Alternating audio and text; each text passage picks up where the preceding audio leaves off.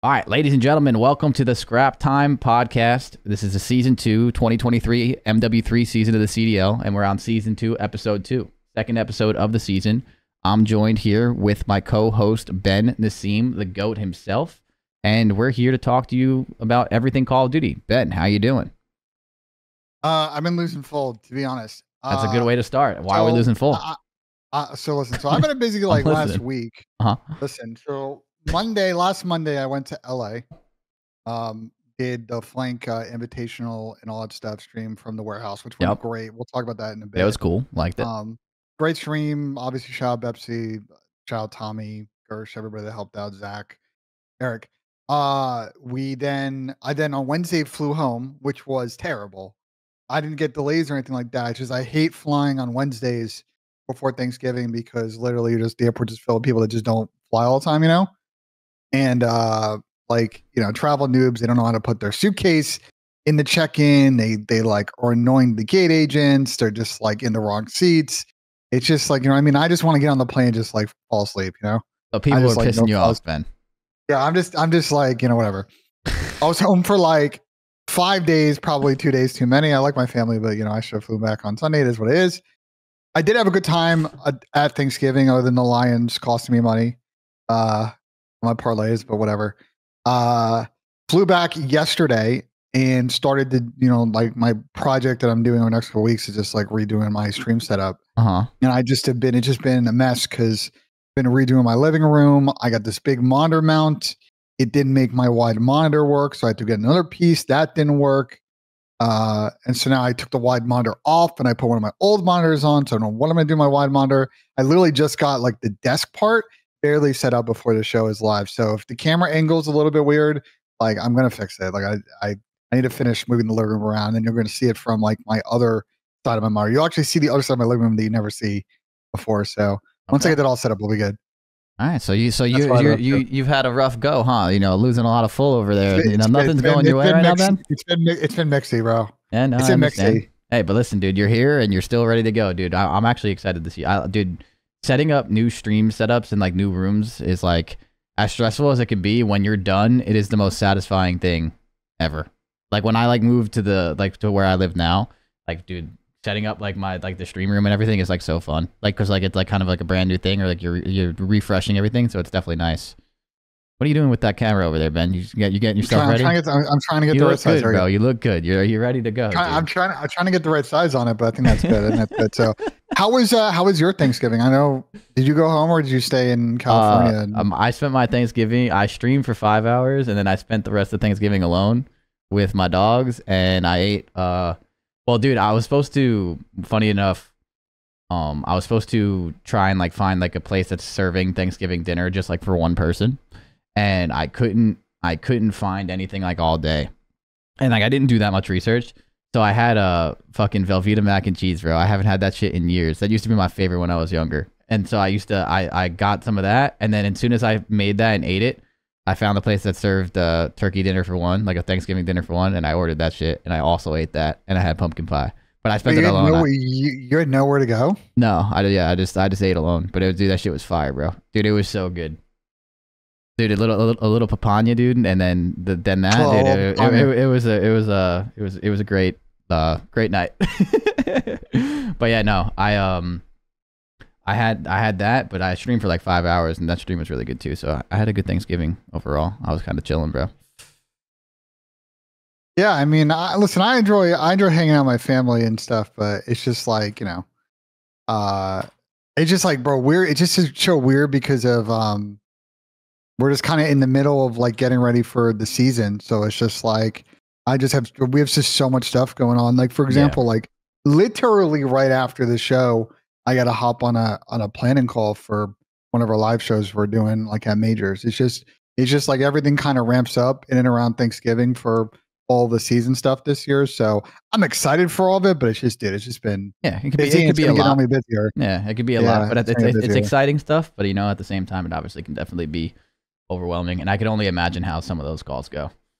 But yeah, dude. They go pretty good. No, I mean, yeah, but I'm sure there's just a bunch of stuff, like a bunch of moving parts that you have to put together. It's funny because like Tommy tells me, oh, like because Tommy's not on a lot of those calls, and I tell him how it goes. He's like, "Oh, it sounds so easy," and I'm like, "Tom, it's really, it's not, bro." But I will say, to gas up, partners that we've done a bunch of events with, like OpTic, shout Corey Dunn, Toronto, shout like Leah and all the other people at Overactive and the Boston crew. Like, all the partners are really easy to work with, but like even for us coming in just doing activation of venue, there's a lot of moving pieces where it comes from like security to getting all the gear to like logistics of us like shipping stuff to the events. That's what I meant by the moving parts. Making sure I can give our production, the production company or the team that's hosting us enough ammo so that they have building security lets us stay like an hour late after matches.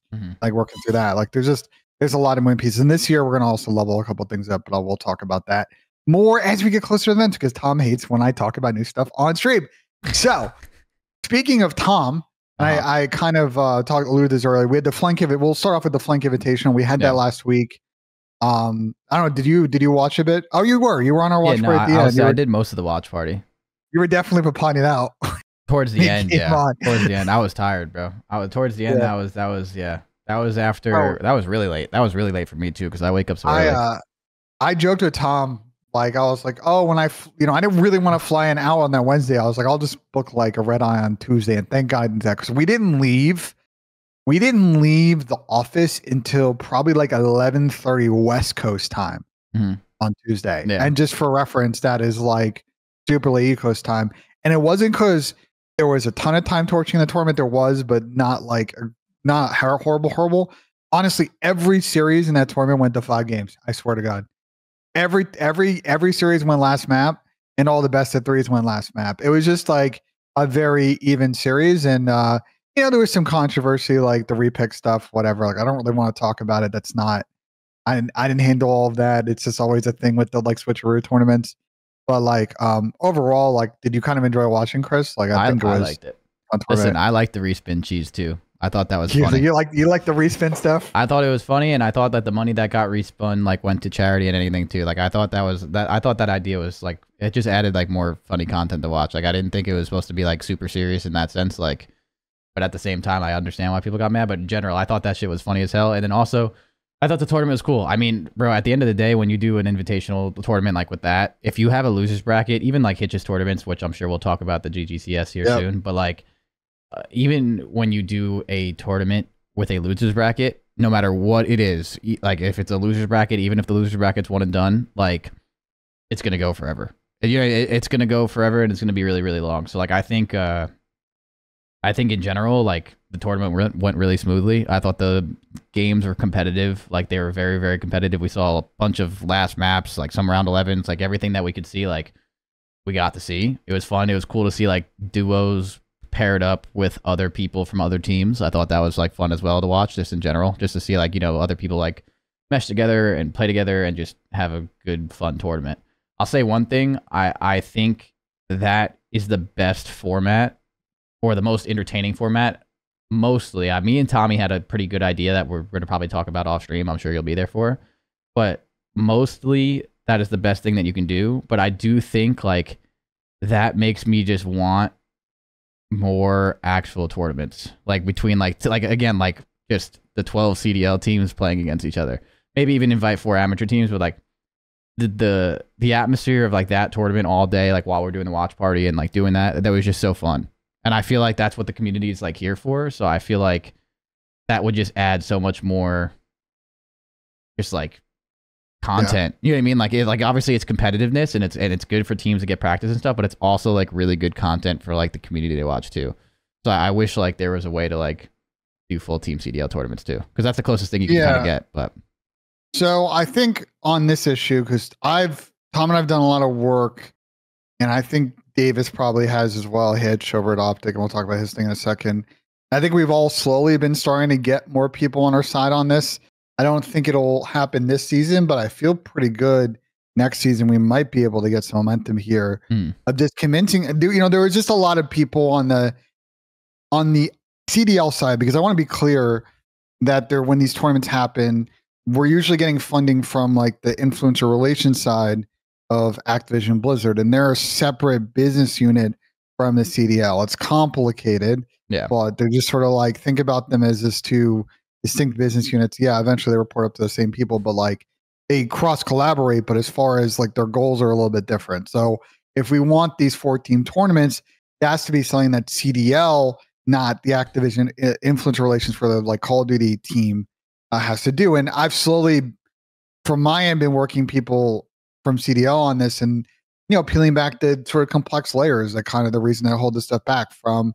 There were some people for a while that were like, oh well, we don't want to do these sort of preseason exhibition tournaments because it takes away the mystique of seeing teams play for the first time. And my argument was always like, not really. Nah. Actually, if anything, by them playing and then having results against other teams, it actually builds more hype to the rematches that may happen down the line. Like, for example, 2Ks and 5Ks back in the day in the CWL era, and you played many of those, Chris. Like, those matchups brought a lot of momentum. A good example is like United before CWL Atlanta.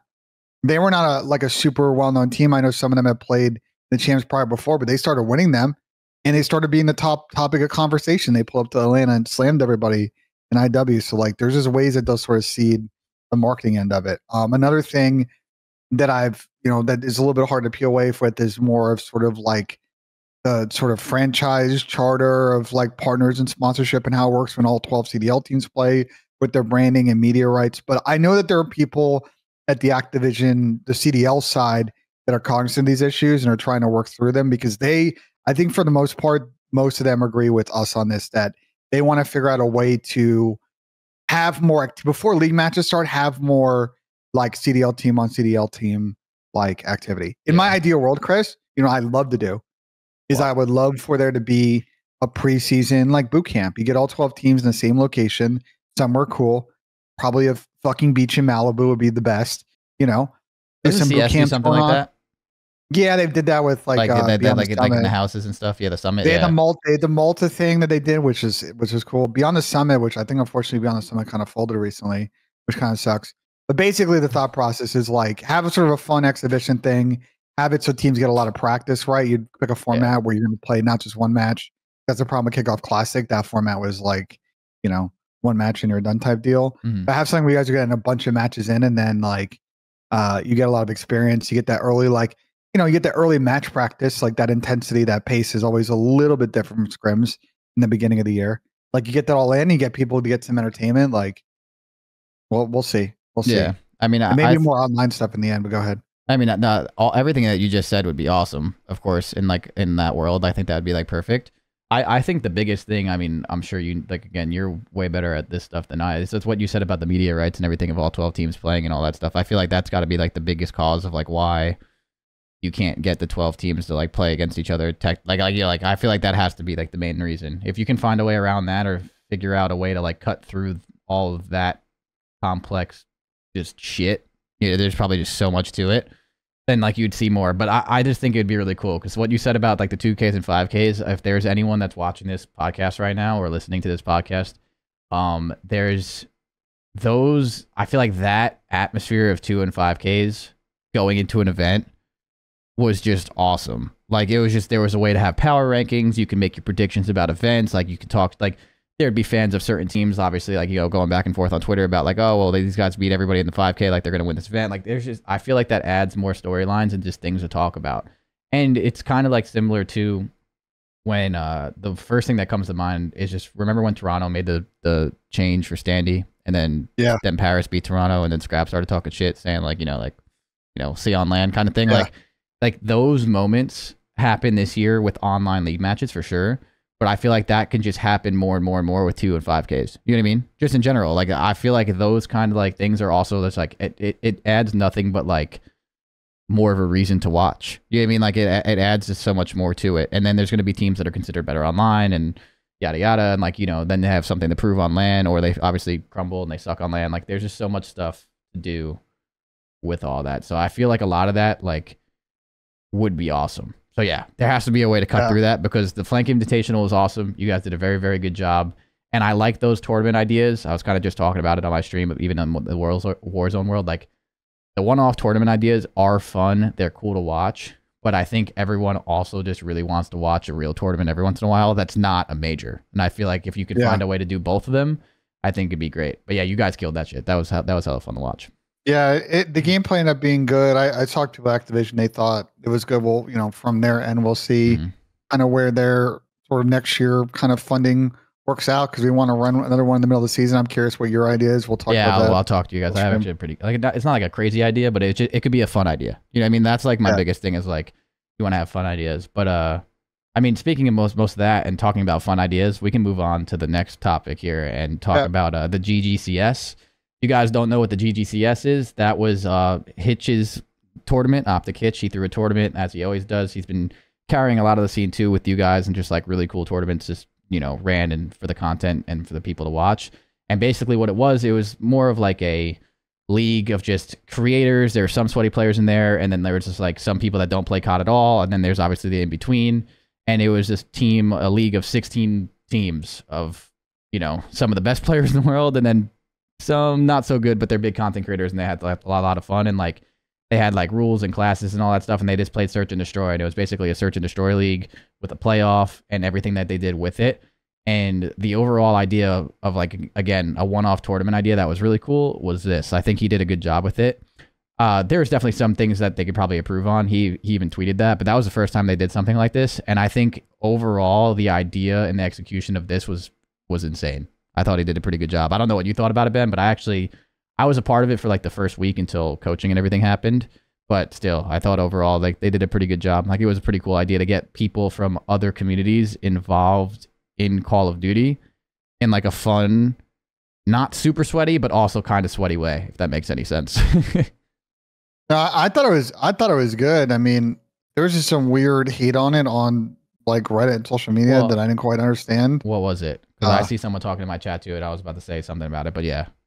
It's just I played in it, so I have experience as well. I'll say what I think.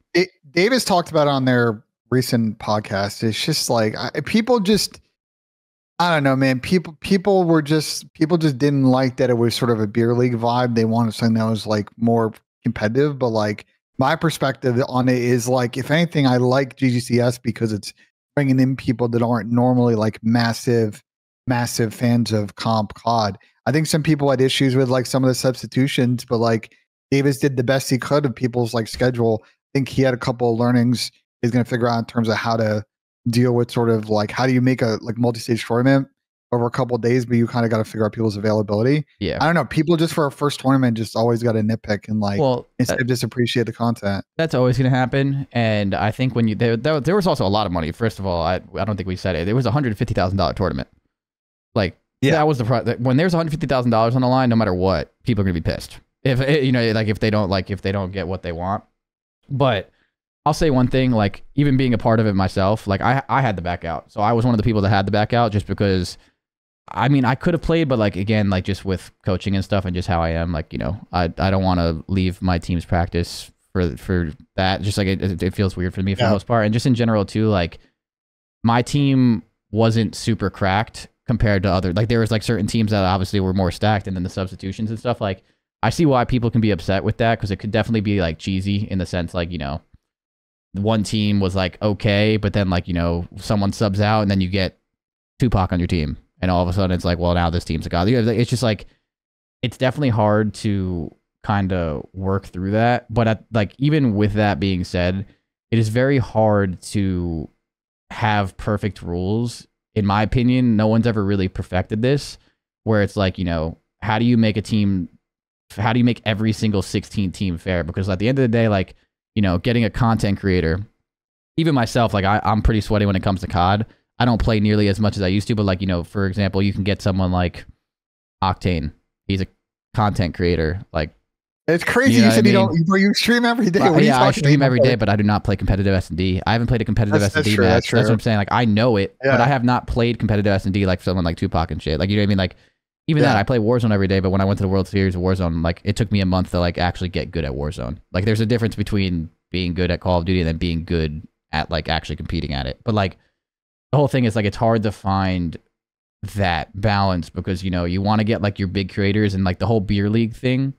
I think the whole beer league vibe was actually really cool, because and also though, if he did something like this that was more of a competitive, sweaty like S&D league, I also think that would be really cool too. I actually don't think there's a wrong way to go here. I think the beer league thing's cool because you get people from other communities and other content creators that are huge that bring eyes to Call of Duty. Like you can use Courage. He obviously is more in Fortnite, came from Call of Duty, everyone knows that, but like getting him to play in this is really cool. I know Nice Wig was in it for a little bit. I don't know when they backed, like if they backed out and stuff. Like I think that idea is awesome. It's just like, yeah, how do you make the fair assessment of us? Again, like, you know, Octane's a content creator and so is Courage. So it's like you have to find like the in between of like, you know, having these perfect rules. And then again, like even using someone like John Tupac, like our S&D coach, like that's the best S&D player in the world, basically. And he's considered a content creator too. So like when you have him in an S&D tournament and like you pair him with a pro player, it's like, well, you know, that's like two S&D pros in a sense. It's very hard to make. That happens teams. In like, if you talk about beer league hockey, like the stacking thing happens. Yeah, that's my point. I don't know really how you get around that, because then the argument has always been like, oh, well, like you can have someone that like approves teams and stuff. But then like, it's going to come down to availability. Well, it comes down to availability, but also if you come to me and I'm like, yeah, Tupac and Abizi can't be on the same team, that's not fair. But then like, you know, a different team comes to me and it's like kind of similar and I allow that, then it's like, well, why are you allowing this and not allowing that? So it's like, I don't think there's a way to balance those teams to be like perfectly. I'm sure he could have probably done a better job, and he said he learned some stuff, so I'm sure like he has ideas in the future. But I think overall, they did a really good job at the tournament. Like I think they did a really good job, and I feel like, again, the beer league thing was pretty cool. I thought it was probably a better idea, but at the same time, a competitive S&D thing would be awesome as well. That'd be fun too. Yeah, I would say that, you know, listen, it's not easy to run a completely new format, especially the format they picked with a lot of matches, a lot of match days. They're going to change things up the first time around. And, you know, I respect Davis for trying something new. I think people always complain in this community that things are stale. And like, it's so funny to me that like someone's trying something a little bit different. And I felt like some people, instead of like, maybe they just don't know how to frame their criticism in a constructive manner. I think, you know, like the way you would do it part of professionally, of like, hey, like this is a great idea, but here's how I would change it next time. And understanding, by the way, that from Davis's perspective, that he's been stressing out. Yeah, he stresses a lot more than people think. About getting subs in, like there's just like a lot of stuff going on behind the scenes. People were changing teams up until like the first tournament day. Of the tournament. Like it's not easy, and like I think they'll fix some of this stuff the next time around they do it, and I hope that he does it like every season. I don't know if it'll always be for like 150, but it doesn't have to be for that much money. Like that's the thing. It doesn't have to be for money. Yeah, it's cool that it is. It's a W that it is, and the fact that anyone even gets to compete for that amount of money, again, for a league like that, like, or just a tournament like that, to be a part of that, like you should be more in a sense grateful than anything else. But like at the end of the day, like, yeah, like there's always going to be people that are upset, and like things could be better, and you can be on better teams, and like, you know, that is going to always happen. But I think overall, even like the chat right now, like my chat, I don't like it seems like, I would say like majority, like a big majority of the community was happy with it. And I think I'm happy for that, because again, people don't realize how much work Hitch puts into all that stuff. Like he's a huge reason that Call of Duty has a lot of these tournaments, and he's thrown so much stuff for it. So like, yeah, I think people that do criticize also just don't really do it in the best way either. So it probably comes off way more negative than it's supposed to. But overall, I thought the GGCS was awesome, and I hope he continues to do more stuff like that and just make it better and better. But if that's like the start of something like that and he gets to do it more, like, I mean, that's fucking awesome. I think he did it. I think he killed it. Yeah, so let's move on. Let's move on to some more competitive topics. As always, I always like to ask about how your team's doing at the offset of the show. So like, you know, I know you're in like probably week 2 or 3 of scrims. You got like 10 days before the first matches. Like, how you feel about the team? How's practice been going? What's the vibe like with Draws and squad? Team's feeling good. I mean, they're playing good. I think they're meshing really, really well right now. I feel like a big reason of like, you know, the change was just to see like how we can fit like the play styles around each other to make them just like kind of mesh better. And I feel like right now Draws is fitting in really well that way. The team gets along very well. They've been, you know, hanging out in game a lot, outside of the game a lot, grinding 8s. I mean, I'm pretty sure someone told me yesterday, I was sleeping, but Cell played like 4 or 5 series 8s yesterday. I'm pretty sure Draws played, you know, like they all been getting like their rare MC8 appearance. Yeah, bro. but like they've all been grinding. So like, yeah, they've been playing good. They've been meshing well. Just got to keep going. About Draws, so I'm looking at the BPL leaderboard right now. It's insane. It's nuts. Draza has played 54 games of BPL. And then next closest person, there's 3 people tied on 36 games. Like, I don't know. I think I was watching Tyler was queuing up, waiting for a queue with like Bruce last night, and Bruce is joking with Tyler of like, dude, like Dries is the first one on to get the queue going. He's the last one on to like the last game before the queue doesn't pop late night. Like he's been grinding. But that's good to have That's every someone day like in Scrims, bro. We get off of Scrims, and like if we have no VOD to watch or anything to really talk about, like he's just like, all right, gonna go play like 6 series of 8s, and he's like not joking. So, but yeah, they all play. Tommy's in my chat. He said 54 matches. That's insane. Yeah, so it's like they've been grinding. They've been playing really well. I've been super happy with, again, their work ethic. To be fair, like every time I've coached this team for a long time, like the beginning of the season is always pretty not easy in the sense of like winning or losing scrims, just easy in the sense of like everyone's pretty motivated right now. You know what I mean? So it's like, yeah. Yeah, I think this game, you know, what people need to remember, the most important thing you got to do during this period is progression. Learn the game, learn the spawns, learn your setups. There are going to be these weird, as always, as you go through these weird 50-50 situations that are just going to happen a couple of times a year, and you got to figure out those edge ones. But it's progressing nicely, and like stuff's just going to get thrown in front of you, and you just keep on that path until the first major. Because after you get past that first major, and there's all this VOD and how people play, and you can like really min-max at that point, because you can go through and see who's actually figured out how to handle this map and that map, and you can really dive in best after map 1 on that. Like it's just making sure you're getting consistently good practice. Like this first major is so important. The worst thing you want to do is be behind. Yeah, you want to be with that packer in front. Exactly. And also, Tommy, I know Tommy's in the chat. If you want to hop in here and you have the Discord and or need the Discord, just type in the chat and we can get you in here. But yeah, dude. Yeah. So overall, though, scrims have been going well. I'm just happy the team's meshing good. Again, like out of game too. It's really important. I think they've been getting along and everything. So I'm excited for this year. Yeah. People have been asking you guys scrimmed the OpTic yesterday. How'd that go? Went well. I mean, we played good. It was a good scrim. I mean, I'm not gonna sit here and go crazy about map counts and shit, but like, I mean, it was good. Like they're a good team. I don't like doing that. You know that. I'm laughing because you were there. You watched the scrim. So what happened, Chad, is like, because I live in Columbus. This actually happened a couple of times this year. Because I live in Columbus, when some of these teams have to face each other, they need like a neutral host, right? And because I am very, you know, there's a server here, like literally, I don't know, maybe 10 minutes from my house. So I hosted that scrim, and like it was like, was it one-sided, and it was a good gritty scrim. I think fans of both teams would be happy. Map count like is irrelevant. Both teams are playing good. There's going to be good battles this year with OpTic and FaZe. Stop fucking asking me about it. Stop asking Chris about it. Stop asking the players about it. End of story. There you go. Take care of that for you. Is Chris Imp in for? Well, we'll talk about that later. But wait, hold up! Exclamation point Discord. Yeah, Tommy, just join the AFK and I'll get you in. Join that Discord. Yeah. Join AFK and I'll drag you in. But yeah, no. Again, OpTic's obviously a good team. I mean, we've scrimmed some teams that look pretty bad, and we've scrimmed some teams that look pretty good. Like I think there's going to be. I think that, like I say this every year, but the league's just going to be competitive. So there's going to be a lot of really good quality to watch. Yeah. I mean, unfortunately, a lot of pro teams have stopped streaming the scrims, which you know is understandable. I think you agree. Like people are just trying to hunker down and work on stuff. But what's actually kind of nice with how deep I think the talent is now is that you've got people like Asim streaming a lot. You got people like Donnie streaming a lot, TJ streaming a lot, Fellow streaming a lot. I know Hixie and the boys in EU and Marky B have been streaming their scrims. When I get up in the morning, they've been doing so. It's nice that like even if the pro teams aren't scrimming, the top AMs are scrimming and streaming, and they're playing pro teams for now until obviously, you know, what happens in the middle of the year is you guys are on the esports build, and then there's updates and all, you know what I mean? I mean, dude, if you're personally, maybe I'm faded for this, but I feel like right now, if you're in challengers, you should be streaming every scrim that you do. Like I know, because like again, like the challengers world is not nearly as organized in the sense of like I'm sure there's some people that do put in their work. Like I'm not trying to say that no one does, but like in the general sense, like not as organized as like pro play.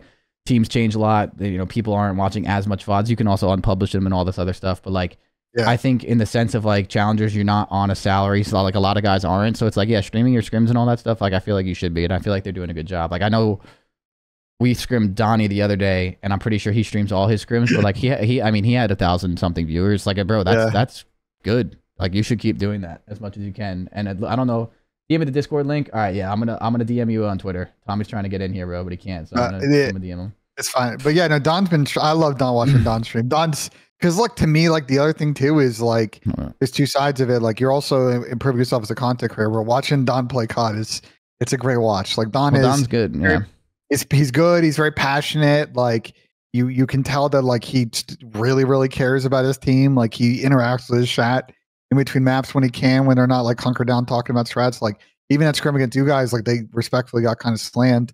Like Don was still having a good time, like kind of vibing. It's a good watch. And again, like it gets your content out there. It gets people in the scene who run pro teams knowing about what's going on. It gets you that like really good floor of money from streaming, because income and challengers can be hit or miss, because challenger salaries aren't, most teams aren't crazy high, if at all, and prize money is hard to come by, especially early in the season. Like, and building a brand never hurts. Yeah, agreed. Building a brand never hurts, and especially if you're not salaried to play on a CDL team right now, like it's a good idea. So I think Donnie's doing it. Donnie's making a good decision in that sense, and I hope he keeps doing it. Tommy, yo. Hello, Tommy. Everyone, welcome. Zuma. Guys. Zuma is here, dude. Man? What's up, Tom? Well, how you doing, baby? Are you on a scrap time, dude? I've been on one before. You've been on one your before. Phone, or are you on your phone, or on your setup right now? I'm on my phone. Why is that bad? No, it's fine. Just classic Zuma phone. Yeah, Zuma phone's in, bro. I had you guys up on the TV. I was just drinking a cup of coffee, just watching you guys. How you guys doing, man? We're doing good. We're just vibing, talking about scrims. But I want to pivot now that you're here, Tom.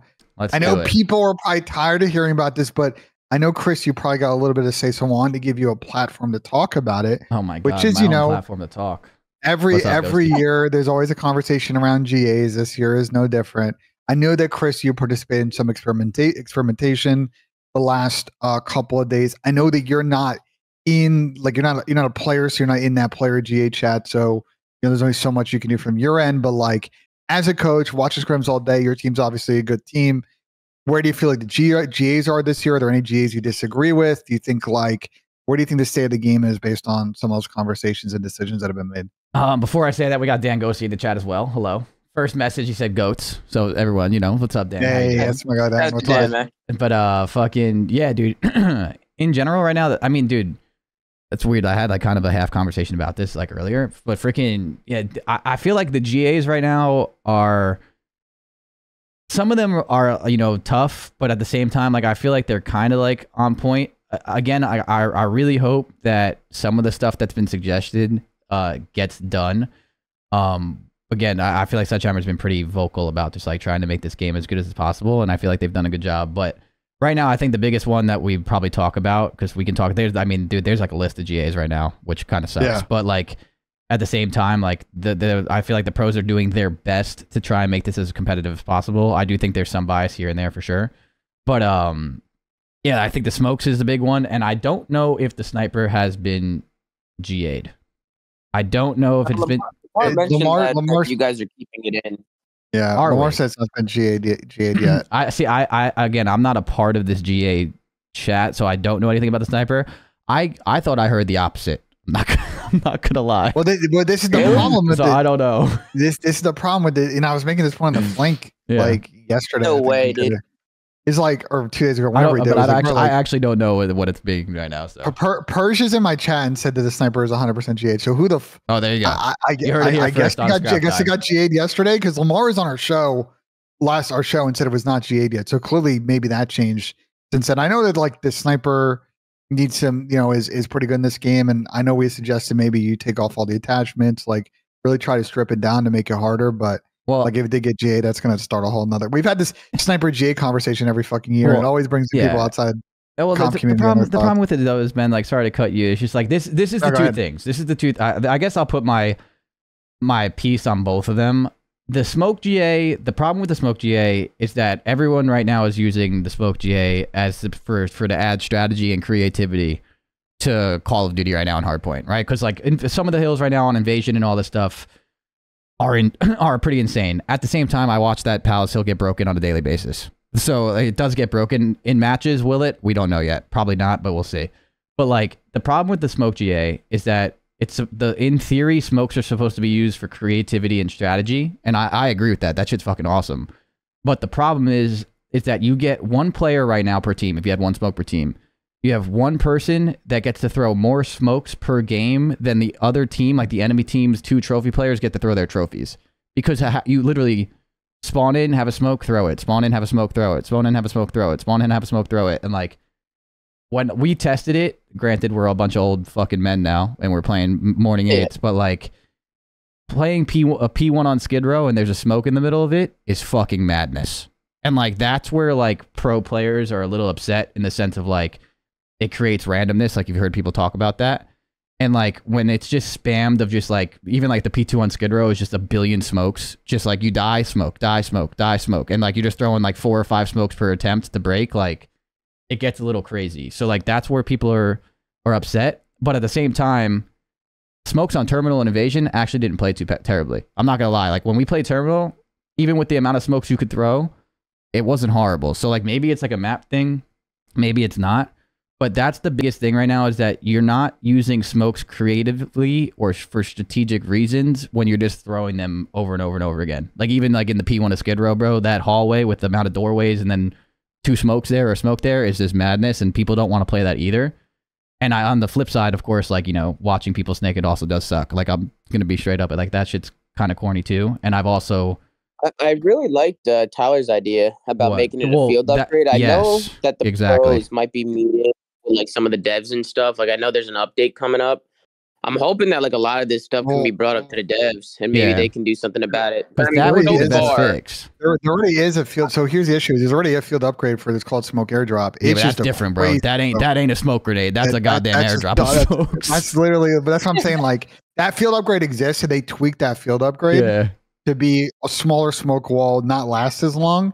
It is, I believe, on like a very slow charge. Like I think there is. I agree with you. You can't be a tactical. Like if you make it a field upgrade, I think it would play a lot better. Yeah. But obviously that would need to be tweaked quite significantly. And I don't know how fast the developers would work on. That's so like niche. That I just think it's tough. If they didn't put it in the box like off the rip, like I think you're not going to really. But hear me out. Like short time to fix it. Yeah, no, you're right. And hear me out here. Like I think that both sides of this argument, watching people snake is really kind of cheesy. I can see why people don't like that. I fully get it. But also watching people just throw a bunch of smokes and run through it too, like that also doesn't create teamwork and creativity. That's us also like, hopefully I can run through the smoke and get a lucky break, right? So, but like the biggest thing between both of these, and I know Dan's in here and like I'm sure he might respond to this too, but like I also think the spawn system is a problem for a lot of this, including this GA, because like, bro, when you're going to break a hill right now on a Palace Invasion hill, for example, the problem is not just that there's no smokes as much as there's, bro, if you... In a hypothetical world, when you typically break something, you pinch one way, right, Tommy? And then you have the other people block the other way. If you block both spawns and you get the first kill, you draw first blood. That guy is supposed to spawn fucking out. And once he spawns out, across the map.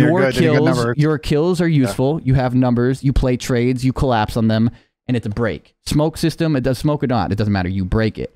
The problem right now is when you do something like that in this game on a Palace Hill, you have one guy one side and one guy one side, and you kill. That guy that you killed spawns right behind you, staring at you, and shoots you and gets his own fucking trade. Something. And like spawns like close water.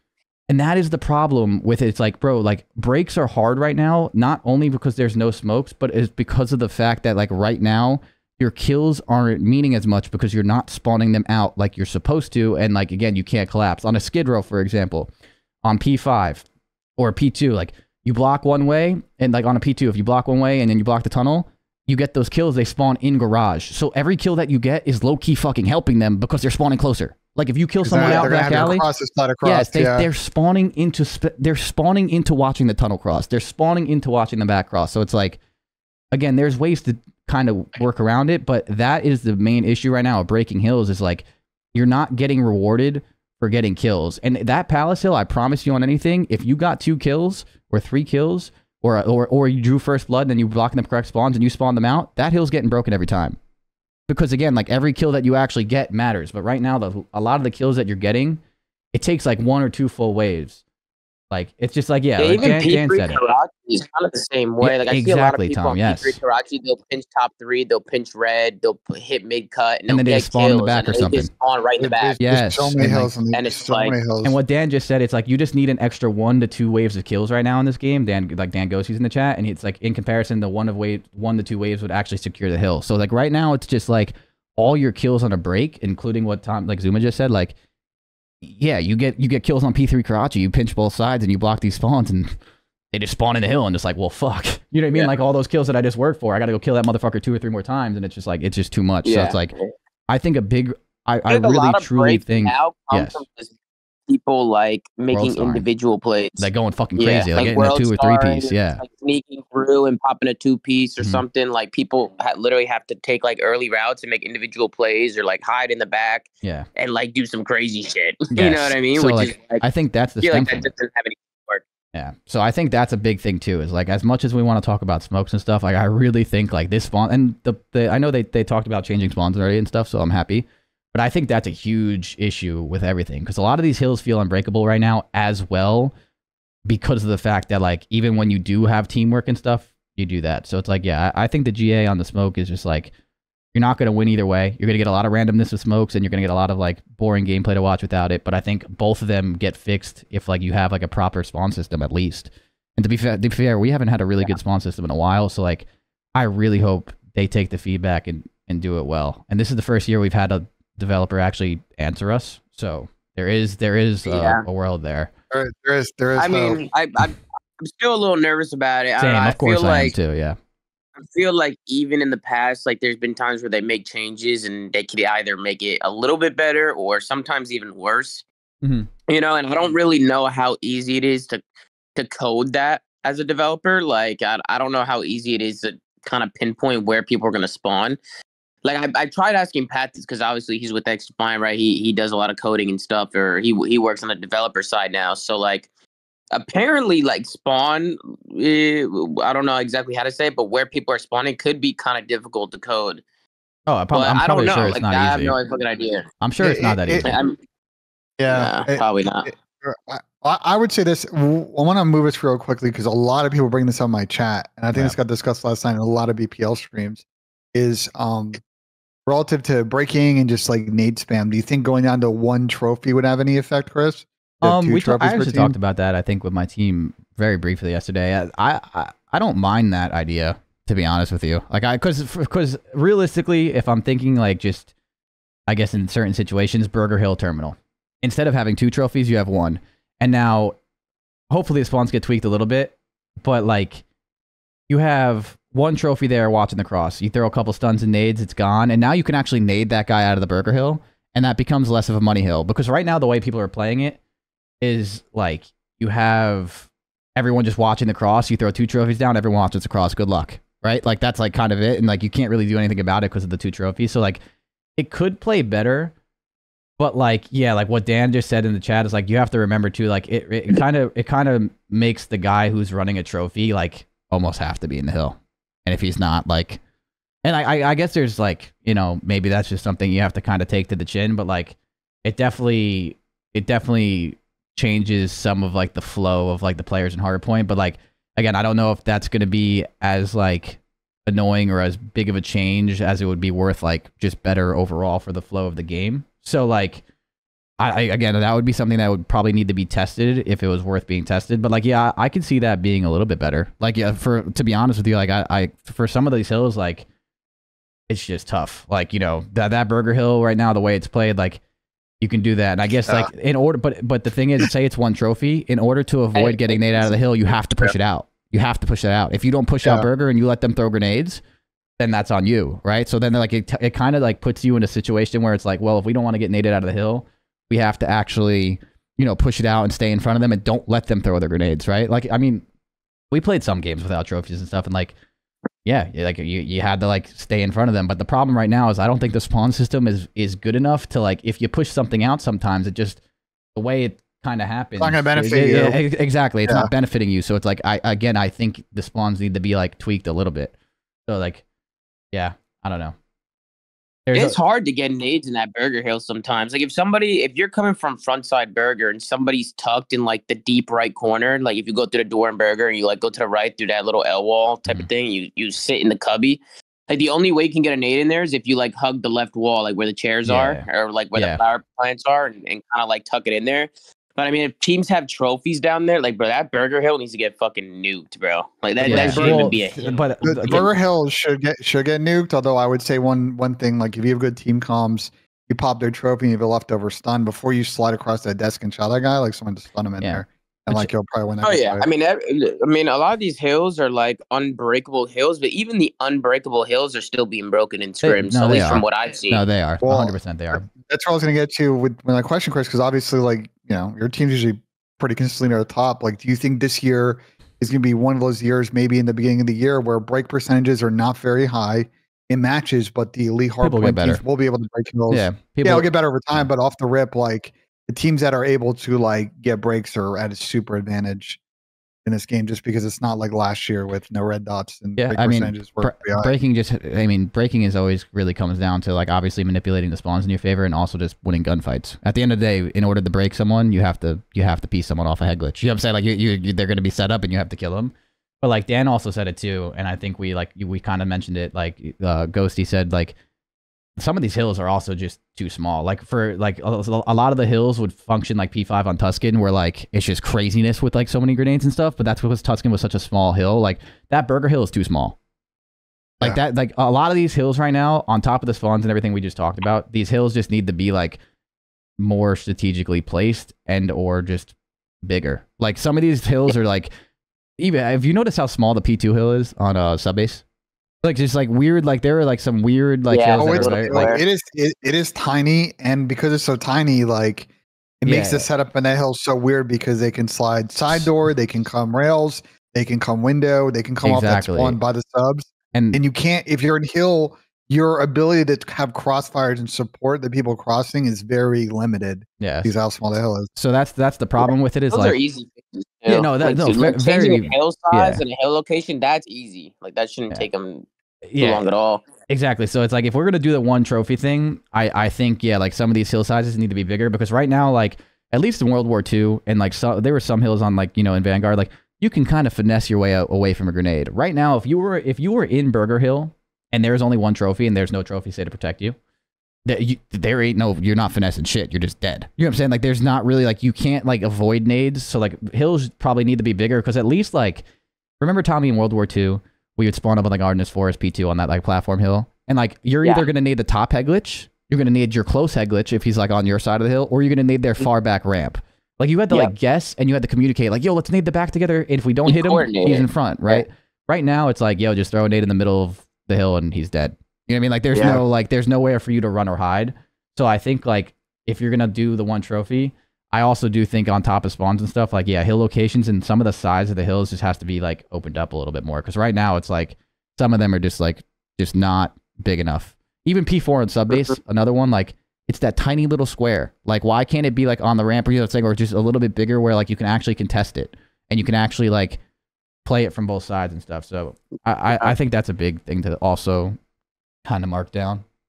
Yeah. Well, agreed. We'll see. I mean, obviously, there's rumors that there's an update coming soon. The complication for you guys is that your matches start next weekend. You guys play 2 weeks, and then there's 3 weeks off, and so we'll see with the updates. I assume that in past times, when there's been a mid-split update, people want to punt on it.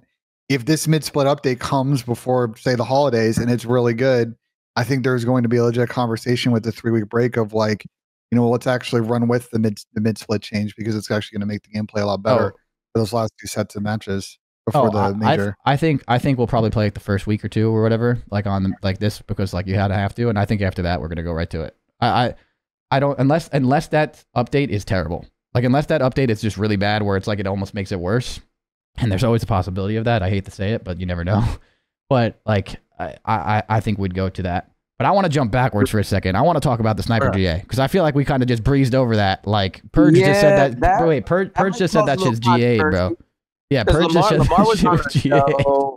The other day, and he was saying that I was like, "Yo, aren't Snipers GA?" He was like, "No, they're not GA." Like he was like straight up just said it. So I was like, "All right, that's cool." Yeah. Like I thought you guys were gonna do like the no attachment thing. Yeah, no, I can didn't understand know that. if there's attachments on it, like it could be a little crazy. But I mean, me personally, bro, like with no attachments, like I still believe that you can make snipers useless in a game, bro. Like if you really, I mean, there's definitely gonna be people who are really talented with a snipe and can run around and like get crazy with it. But I mean, at the end of the day, bro, if somebody's actually playing like that and getting kills like that, like kudos to them. I'm gonna give you a great example. This is what happened last year. People are like, "Oh, Embassy's gonna be busted with snipers because no one's going to be able to, like, if you have an AR top apartments or top AC, be able to chow a guy with a sniper. And I literally watched 3 different elite ARs lock down the side of the map without a fucking sniper last year. That was a ridiculous argument. Wait, why did you talk like that, man? Nah, because people came on the flank last year and used that as a specific example. We've argued about the sniper GA last year on the show, and pros came in and like we're trying to defend the GA, and Tom and I were losing composure about it, and they're just they don't. I get annoyed when people don't try every solution to keep something in, and their only first thought is to remove it completely. Like that is my biggest annoyance in all of that. Like you guys, I get it. There's 11 days before matches. It's tough. You guys have enough scrim time to figure this shit out and like try everything before your last thing is to remove the thing completely. Like that's where I get annoyed. Now let me be the other side of the argument. I'm not really, to be honest with you, I don't really care if snipers are in or out. I really don't. Like I see why they're in and like it doesn't, I don't know, like whatever. But like, first of all, last year there was 100 health. You died in a fucking bullet. You could literally like, bro, I watched like Scrap and Cell and all those guys like on the platform side of Embassy tennis courts. Those motherfuckers were basically snipers anyway. That could, like with how quickly you died last year, those like that was different. But so 100 health is a huge argument to from 100 to 150, yeah. And then on top of that too, last year snipers you could actually get a hit marker. This year you could not. That cat AMR sniper, there's no such the hit markers don't exist with that thing. You shoot them in the toe. Yes. And I'm just gonna that's what people are saying, which that's definitely cheese. So bro. You can shoot people with like below the waist and get a one hit. That's insane. So you now have to realize that with a 150 health game, like even in Black Ops 4 was another, like, you know, like you had extra health in that game too, and like you could snipe in that game. That sniper had no aim assist when you aimed in, and you had to hit a headshot or an upper chest hit to get a 1 kill. Yeah. So like at least there was a little bit of skill involved with like those snipers. Like Simp and Dashy in that game, I think those are like the 2 that come to my mind, were different with snipers that year compared to like others, and I think there was a little bit more of a skill gap there. I think about which game? Black Ops 4. Yeah. But like now in this game, it's like you have 150 health, and the person that's using a sniper is literally a super soldier in the sense like they have a gun that will kill quicker than everybody at any range, at any part of the body that you hit them. You can probably fucking hit them through walls and that thing will still probably get a 1-shot kill. Like, so the thing with sniping on the other side of what you said, like, I agree with you. Like, yeah, people sometimes can definitely exaggerate it, but like the way some people are looking at it too is like, yeah, like right now, like there's aim assist on the snipers. It's really, really easy to shoot. Like, even if you're not that talented of like, you know, you're still probably going to hit your shots in this game with it. And then like, it's just like, yeah, you can hit them in like the arm and like, you'll get the kill. So it's like, that's where people are probably going to be upset about sniping, is that like, it's like weight that, you know, like on that side of things. So, I mean, I don't know. I don't really care as much. Cause like if there were snipers in, just speaking like from my team's point of view, like we would just have like Simp or someone snipe and like, he'd probably be pretty good at it. But like at the same time, like I actually kind of, I'm not going to lie, I kind of see why people like don't want it in, because of like how, again, like it's so easy to hit shots. The maps are also a little different too. Like, you know, like the maps play a little different than Embassy. Like High Rise and Embassy aren't very relatable. But I don't know. I also agree though with the fans, like watching a sniper, like even though it can definitely be corny, especially like knowing how easy some of that shit is, watching a sniper fry and a search and destroy is also fun. But yeah, I guess it's out now. But yeah, I think if they take aim assist off of snipers and or just make that fucking cat AMR just not a 1-shot hit everywhere, then I think they should be back in. If you had to hit a serious shot, they think it should be back. Yeah, that's an easy fix. You know what I mean? Like those things that cat is too strong right now that you're hitting those crossfires. The longbow is busted, and the that thing's got 30 bullets. The KV's semi. So like, unless we start getting crazy with this, like can't use the semi feature on it, which good luck with that. And that's just sort of the problem with the set. So like, my thing is, okay, like if we think we can't solve the cat hit marker issue, my thing would be then, if they actually nerf it, then I better hope we have a fucking conversation about adding it back in, which that's like fair. Just never happened. That doesn't happen enough though. You're right. I do think like when things do get nerfed, I do feel like sometimes like they don't even get a second chance to like come back into the meta. Like I do agree with you on that. Like for example, like the MTZ, if that thing gets nerfed, that thing ain't ever getting a chance again. Even if it's like a complete and utter just, you know, like it's probably, I don't know. I mean, there's been so many examples. I don't even want to sit here and list them with stuff that got banned, and then then got like completely nerfed and it was terrible and just never got UNGA'd. But it might not get UNGA'd, or it does get UNGA'd, but it just sucks. There's also the world where it's just not good enough to be in anymore. But I do think like if they were to nerf the cat and make it more of like a chest shot kind of skill, like again, like you at least have to aim a little bit higher than the fucking toe. I wouldn't mind them being in. I think that shit like isn't horrible. But right now it's just like, yeah, you would do that high rise spawn trap and like Tommy, you would just hit someone in the leg and get a collateral. It's like, oh shit. Yeah, like I liked how sniping was in like Black Ops 3. Remember how like the aim assist was in that shit? No aim assist when you aim in, bro. That's godlike, dude. That is so I also feel like it just like when people hit shots, you're like, wow, like that's a nice shot. Oh, you know what I mean? Like, you knew like, bro, when I remember watching Formal snipe in that game and like when he would like fry, like he did like some crazy wall run and like hit him, like, you know, hit him over the barn and fringe. Like you knew like, damn, that shit was a nice shot. Like right now someone hits a shot on high rise and it's like, well, whatever. Yeah, like exactly. So it's like a little different. See it, everybody could do it. You know, it's so same thing in Black Ops 4. Going off in Black Ops 4 is the same stuff. What's up, Ben? Let's move on. This Sniper J is obviously news. I didn't know about this until we did a show. Thanks, so Purge. there'll be a lot of conversation today. Shout out Purge for letting us know. But we have a lot more stuff we want to cover, so I want to move on. I want to talk a little bit about some other. I got 3 topics, and we got a good set of community questions today. Hit us. I really love some of these, and I think Tom will love some of them. Let's talk BPL, bro. We talked about a little bit in the beginning of the show, but BPL is in full swing. And I want to get you guys' thoughts on the stuff that Easy Mac has done, expanding it to other regions. He's been adding sort of the C level and like the open level participation. Like, do you guys like what they're doing? Is there stuff you think they should change? Like, what are your thoughts? What do you think, they're Tom? doing is sick. It's sick. I mean, kudos to Easy Mac because I love the idea.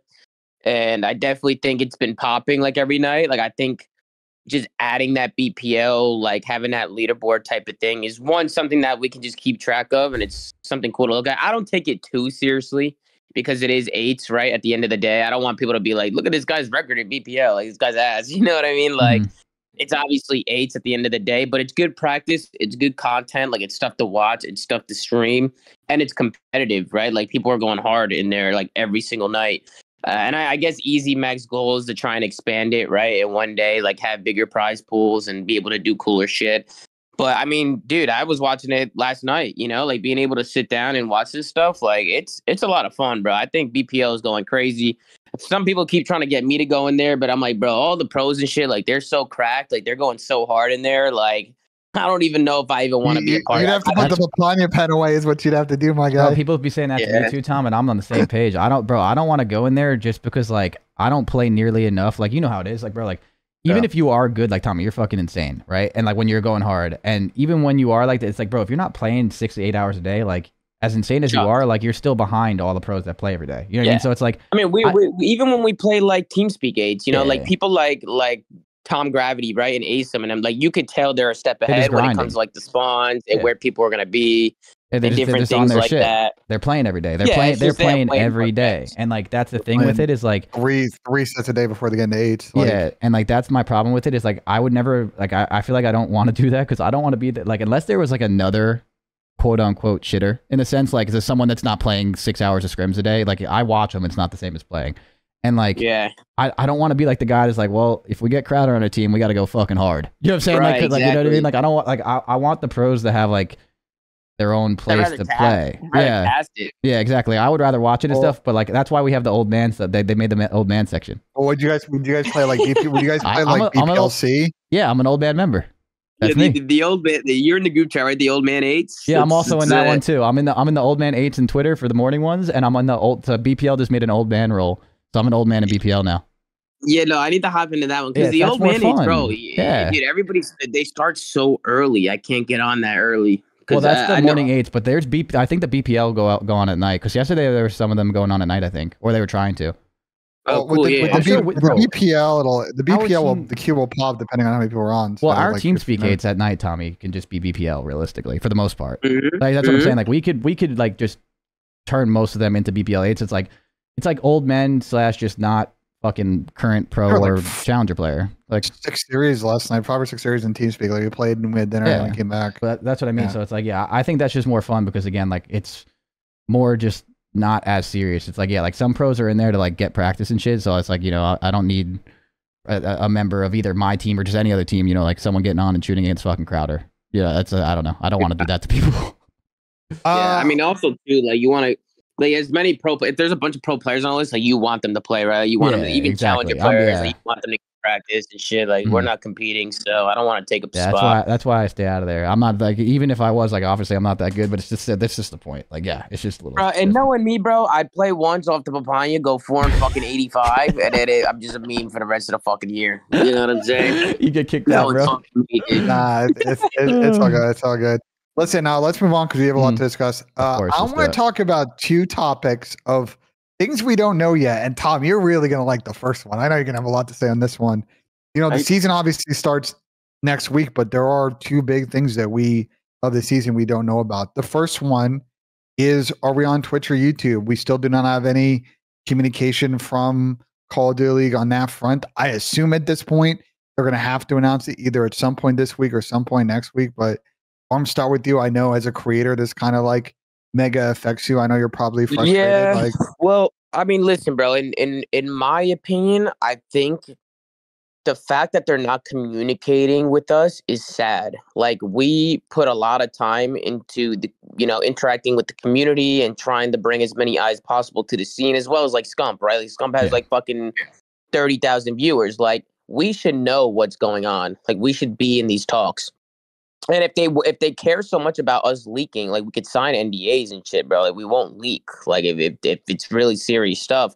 But I mean, I know there's been some pushback behind the scenes, like when it comes to the platform thing. I know there's a lot of organizations that are really pushing to stay on Twitch because they know the reach that it has. Obviously money talks, right? Like if a YouTube deal comes in, it's like you got to really sit down and look at it, especially with so many teams losing so much money. Like they'll take whatever they can get. Well, hold on. I think I don't mean to cut you off, but I want to make sure I like explain out of nowhere about that piece. I don't think that the hypothetical money that would be coming in from, say, a YouTube deal is necessarily going to be going to the teams as far as like income from media rights. My guess is, and I want to say that my not educated based on this is because I was on the production side, so I know what it costs to run all the events. I know what it costs to do the online broadcasts. I have a theoretical in my mind based on their staff of what that probably staff overhead is. So I know probably what they're spending on the pure cost to run the league. My guess is because Nate was on stream like literally over the summer and talking about it's like a low 8-figure number, that I assume it's more of a question of if we take the YouTube deal that without Activision or Microsoft or whoever putting in extra money outside of their budget, that funds the league, that media rights is paying for the league and then we pump extra money in for whatever initiative, right?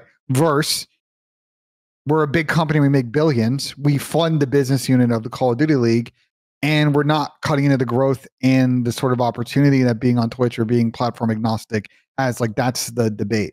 I just want to be clear of where I think that is heading. Mm-hmm. Well, I mean, regardless, I obviously the YouTube deal has been on the table and they've been thinking about it, right? So it's like they're kind of like bouncing around. Like, I don't know. I remember talking to Paul about it in the office a little bit. Chris, you know, you're talking Paul Hamilton, right? The GOAT. Yeah, Paul Hamilton. And I mean, bro, like there's a lot of organizations that want to just get the most reach possible and bet on the esport, you know? Like at the end of the day, bro, like they're doing the CDL franchise. Like they made all these investments, so like later down the line they can get caught into like a crazy spot, right? Like they want to grow the esport, and there's no growth in the esport if you're just you're just limiting yourself to one platform, which, no offense to YouTube, like I met with YouTube, I talked to these guys, and I definitely think there's some flaws in their platform. And when it comes to finding the stream, right? Like you can't find stuff. Discoverability is just not good when it comes to live streams. Like I think it's something that they're working on, but I mean, when you go on YouTube, you can't find the matches. I even remember when we were on YouTube, I was having a hard time finding the matches sometimes. So it was like terrible the first time we were on YouTube. It was really bad. And we should be on Twitch, YouTube, TikTok, fucking Kick, fucking literally everything. We should be on every single platform. That is a good point. If we're platform agnostic, they should just do a TikTok stream. But I agree with you. Like everything. We had Brett Diamond on in Boston last year, come on our couch. That was when we were at Boston, and that is when that JKL first thing leaked about potentially we're on YouTube next season. And we asked Brett about it, on the couch like that day, and Brett was like, you know, that's really the two schools of thoughts. It's like some people like us, you know, his rocker organization, are growth and engagement. Like they know esports teams not making money, the leagues not making money, media rights on Twitch and YouTube are not 100 million, a billion like you're seeing in professional sports. So that's not going to be a huge revenue path. Most this is an early industry. So it's about getting more eyeballs and growth and like creating that engagement versus like chasing funds. I mean, views is what brings in money, Ben. You know, views. Like that's the most important thing. I mean, when you look at all these other esports like Valorant, CS, like all these big esports on Twitch and stuff, like, bro, they got to where they are because of the views, you know. And we're gonna lose a lot of those views by just being on one platform. Like we're just gonna lose all that. They have to bet on themselves. They have to bet on themselves. They have to bet on the esport. You know what I mean? Like Call of Duty is a household name, and I think a lot of people don't know about competitive COD. No, they don't. They don't. But so views are important, but there are other metrics that are important. Like, you know, I'll give you the NBA example. Why I think NBA interest is super high is because one, obviously the games are entertaining to watch, but two, because of all of the stuff that happens around the teams, the dramas, the banter, there's an insane amount of engagement on social media, on all social media platforms, YouTube, Twitter, TikTok, whatever.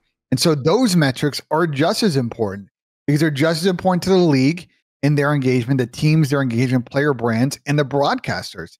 These have got broadcasters post clips and they bang on social, they start conversations. And Call of Duty of all the esports has actually a pretty good grasp on how to reach most like social media folks out there, compared to, you know, something like Valorant, who I think they haven't always had the best of time on that front. You know, but I agree with you. And that's why I think the reason this is taking so long is they probably haven't made a decision. And I've talked to people sort of internal Activision, and my sense is there are people there, a lot of people, senior people as well, that feel this way that we do. That listen, like the economics. Look, it's not a great time in esports. We'll all figure it out, right? If there are budgetary issues, if we need to figure out how to, you know, make more with less, let's do that over like cannibalizing the growth of the league, trying to chase the money, because there are people that sometimes make these decisions, unfortunately, guys, in a corporation the size of Activision, Microsoft. Is that what we're calling it, Activision or Microsoft? Yeah, I guess so. Yeah. Who, you know, their compensation as an individual at the company is tied to the stock price of the company. So when they see an ability to bring in a $10 million, $20 million, $30 million deal, they're going to chase that because that means that they're going to make more money in a bonus, you know, once or twice a year. And that's just, and their levels removed from the league, and it's just tough. So I hope that I kind of want to address what Squiddy said in the chat. So I'm Squiddy. I'm going to call you out real quick. He said, if people are going to stop watching the CDL because of the platform that it's on, that indicates an issue with the product, not the platform. Now, the reason that I disagree with you there is think about all the people that don't even know what the CDL is. Think about all the people that have no idea what competitive COD is. Think about it, bro. Like all of us in this call, everybody in the chat, there was a period of time where we had no clue what competitive COD was, right? Like we had to find it somewhere through someone, through maybe it was Scump's YouTube videos, maybe it was Nate Shot, maybe it was you found it on Twitch, or maybe you came across MLG, right? Like being able to be on multiple platforms and get more reach to more people that don't know what this stuff is how you grow the esport into something bigger and better and stronger. Like COD's a household name when it comes to casual playing, but a lot of people don't understand the industry and don't understand that competitive COD, there's a lot of money in it, you know, like you can make a career out of it. Like I even talk to like family and friends from school and they still don't even know what it is, right? So like a lot of people are on TikTok. When it comes to live streaming, most people are on Twitch when it comes to live streaming. Like in my opinion, you can utilize every platform, reach millions and millions and millions of people, and it'll leave our esport in a way stronger position. So, I mean, you might know the CDL and you might not understand like, oh, it's going to be streamed on YouTube, but think about everybody else, right? Like it's not always centered around just you. You got to think about everybody as a whole. Yeah. So I just wanted to you're right. that because I saw Squiddy in the chat. So I think, Chris, unless you have a last thought, go ahead. I mean, I think what Tommy said, like, the amount of people that don't know what the CDL and / competitive Call of Duty is a lot more than I think a lot of people think. I mean, just even my own personal experience with it. Like, I play a lot of Warzone, and then there's people that follow me for Warzone that have no clue what competitive quality is. They hear Call of Duty pros, and they think like, they see people come in your chat. And they think me. They think me. They think swag. They think Maven. Like, literally, like, they think like just like good, like good streamers, or like, that's not what I mean. Like, I'm talking like there's like, I've had to break down to my chat multiple times. Like, no, there is like a league, franchise league, that people sign contracts just like, like your typical sport, in a sense of like, they're playing in a league, franchise league of the best players in the world against each other on land. Like, they travel the United States or sometimes the world, like, to do it. Like, there's a lot, and I mean a lot of people that play COD that have no idea. So like, to what Tommy was saying, like, yeah, I think like exposure is really important. Like, I mean, think about what COD used to be compared to now. I mean, bro, we broke records last year. Yeah, like we literally broke viewership records. And think about this year, like, we have MW3, like old school maps. Like, just the nostalgia alone, I feel like will bring a lot of people back in. So it's like, I feel like there's an opportunity there that the league can't miss out on. And bro, that's how it goes, bro. Like, life gives you opportunities. You got to take it, bro. What's the saying, bro? You get fucking lemons, you get oranges, lemonade. You got to make orange juice or some shit. Like lemons, you make lemonade, but it's all good. Yeah. Like, bro, like, don't, whatever, orange juice, lemon juice, whatever, fucking juice. You know what I'm saying? Make some fucking juice and shit. But that's the thing, bro, is like, we have that opportunity now to really take this shit to the fucking moon, bro. You got all these creators fucking co-streaming it. Imagine if they got, more other creators involved. Like, being on other platforms allow people from different esports to tune in and watch, right? Like, if we're just on YouTube, we're not going to get that. Well, so I don't know. I just think the league really needs to think this through. And with all the money and the millions that they invested, sometimes I feel like it's not worth it just taking a check from a platform and just taking the money, right? Because in the long run, that's not going to help. It's just going to take it. Yeah, it's only going to hurt, and it's just going to take another step back yet again. And bro, honestly, no offense, but all these people are spending millions of dollars. You would think people with this kind of money would be a little bit smarter with how they're with some of this cash and some of the decisions they're making, bro. Like, I don't know. Sometimes I look at some of the decisions that they're making, and I'm like, how the fuck do these people have all this money? Like, how did they get here? Like, how do they not understand it? And if they don't understand the space, why aren't they communicating with people who do? Right? Let's talk on that real quick, because I just want to move us along. We just have a lot to cover, Tom. Is another thing we don't know, and this is our last time for the community questions, is the challenger situation.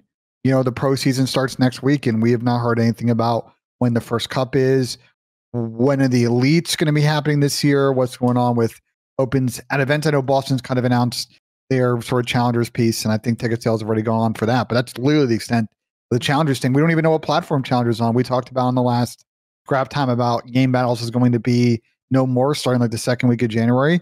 The assumption throughout most of the community is that it's going to be on FACEIT, but we've gotten zero information on challengers. So yeah, like, to your point, I mean, and even going back to challengers, like we want to make, like, I've been talking to K-Son, like, we want to bring back FaZe Black, like, me, K-Son, and Los Bullen, like, we're trying to get you mean FC Black or FaZe Black? Same shit. FC Black, FaZe Black. Because it's not the same thing, because there was that, the FaZe Black team in like it's the same concept, Ben. It's the same concept. FC, we want to different logo. You want to make a challengers team, is what he's saying. Yeah, yes. we want a challengers team, and we don't even know how to like gauge how much we're spending or how many events there's going to be. Wait, hold on. Gauge how much we're spending. I already told you the number. What are you talking about? But Ben, you just said it yourself. We don't even know what challengers looks like this year. Like, how do you even know? Like, you were just guesstimating, Ben. So on the money front, like, I think we'll have a challengers event at every open this year. It seems like you hope. It seems like, based on the information, I'd be very surprised if any one of the major hosts did not have challengers at their event. I'd be mega surprised. Mega surprised. What happens to challengers champs? That I don't know. That's actually a big question. And then the online portion, I love Challengers Elite. I think it was a great program. We talk about viewership and growth. One of the best things that we've actually had that CDL has done the last 2 years is those Wednesdays and Thursdays when the Elite's going on in the EU in the early afternoon, East Coast, West Coast time. And then at night, you've got, the NA, and people are tuning in. You're tuning into all the pros tuning in after scrims, watching Challengers Elite. Doug Central Martin. Doug gets a lot of viewership during Challengers Elite. Other pros, other players as well. It's a good program, and we've gotten zero information on if it's coming back, how a qualifier is going to work, when the period's going to be. So yes, there's some stuff, but I would say to you, like, how much is it going to cost to be a Challengers team? I could tell you in case on today, like what it would cost you to run a team. That number is not difficult to do. But my issue is that they before matches start next week, we need an information on Challengers. We need to know when the first cup is. Yes. We need to know when the elites are. And no offense to the league and shit like this, bro, but brother, we've been sitting here for 6 fucking months. Why are decisions still up in the air? You know, like even going back to the platform thing.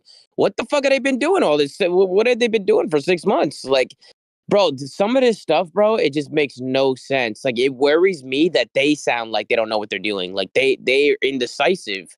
Like, bro, sit at the table and talk and make a decision. You know what I mean? What I think there's 2 things happening. And these are 2 separate but aligned issues. And I want to pull back the curtain a little bit and give a little bit of insight to how stuff works in that ecosystem. One is that there was just a massive merger of Activision Blizzard and Microsoft. And so longer term planning with that merger in mind, like, can be a little bit difficult depending on the topic. The second thing is, just like any other large corporation, there are sort of the way that budgets and operating plans are approved are generally on a yearly basis, unless you've got some crazy special project that's got a multi-year runway and you can work hard to get that approval from your bosses.